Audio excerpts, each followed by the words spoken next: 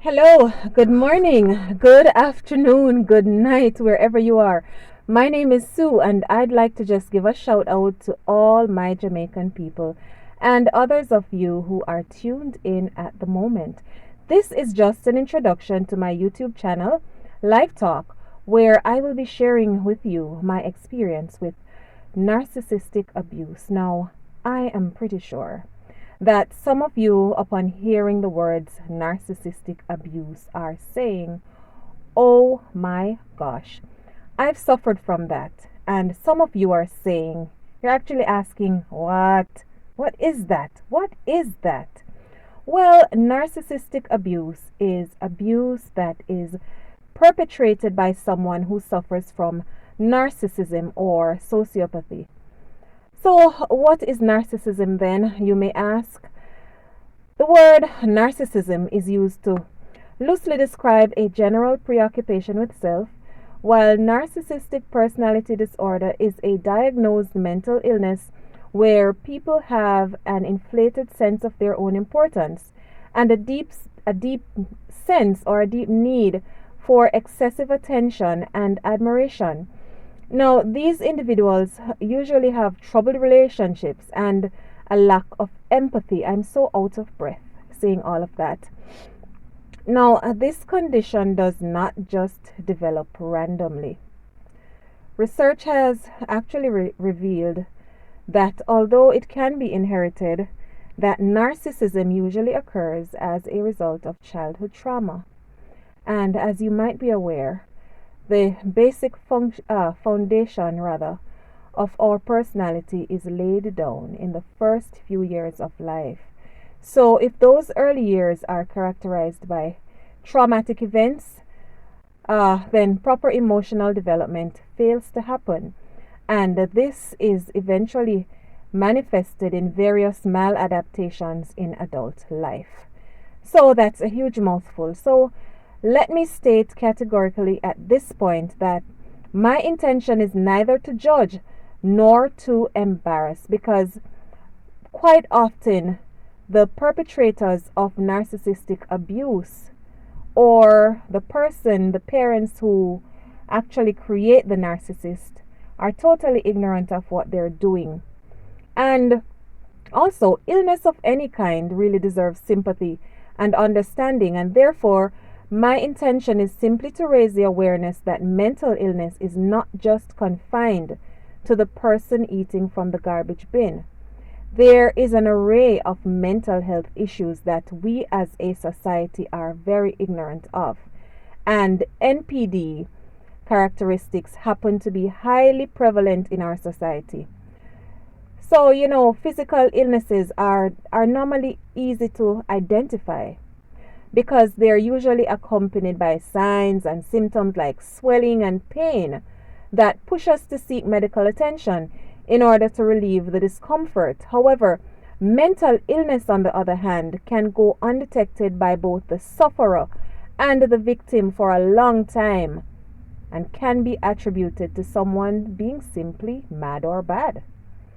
So, since I have encountered narcissistic abuse, I have come in contact with several individuals who are being personally affected or know someone who has been affected by it. And this, the decision to do this series didn't actually, I didn't make the decision alone actually. Persons have been saying to me, "Sue, I think that you should do a series on this. I think that people, a lot of women could benefit from hearing your story. A lot of women could, find actually now see the root cause behind what has been happening to them for so long." And so, even looking back at my own upbringing and socialization, I can say that I have been impacted by narcissism pretty much all my life. In most cases that I'm aware of, the perpetrators of narcissistic abuse are men, and the abuse happened or is currently happening in the context of a family relationship where children are involved. And in each case, the man has either left the home or is on his way out, and sadly, the children are always the ones who suffer the most.